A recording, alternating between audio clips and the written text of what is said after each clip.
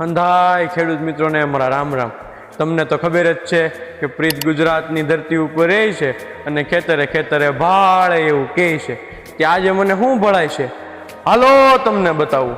તો આજે મને ભળાય છે સૌરાષ્ટ્ર, અને સૌરાષ્ટ્રનું હાટ એટલે કે હૃદય કહેવાતું રંગીલું જુનાગઢ, અને રંગીલા જુનાગઢની શોભા વધારતો ગિરનાર પર્વત, કે જે ગિરનાર પર્વતના નામ ઉપરથી એક મગફળીના બિયારણનું નામ પડેલું છે ગિરનાર 4। અને જે ગિરનાર 4નું ઉત્પાદન જોવા માટે આપણે આજે અહીંયા આવ્યા છીએ, અને એ નિધિ સીડ્સ કંપનીનું બિયારણ છે। તો આપણે ખેડૂત મિત્ર પાસેથી જાણીએ કે ગિરનાર 4નું ઉત્પાદન એને કેવું મળેલું છે।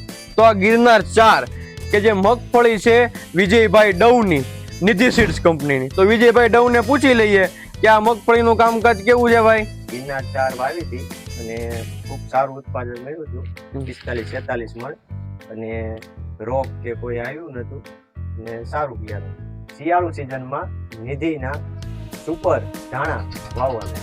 તો વિજયભાઈએ વાત કરી એમ કે નિધિ સીડ્સની ગિરનાર 4 મગફળી વાવી હતી એમણે, એને 40 થી 45 મણ અને 46 મણ સુધીનું ઉત્પાદન એને મળેલું છે। શિયાળુ સિઝનમાં એ ફરીથી નિધિ સીડ્સના નિધિ સુપર ધાણાનું વાવેતર કરવાના છે, અને સારામાં સારું ઉત્પાદન થયું હતું। બાકી તમને તો ખબર જ છે કે પ્રીત ગુજરાતની ધરતી ઉપર રહે છે અને ખેતરે ખેતરે ભાળે એવું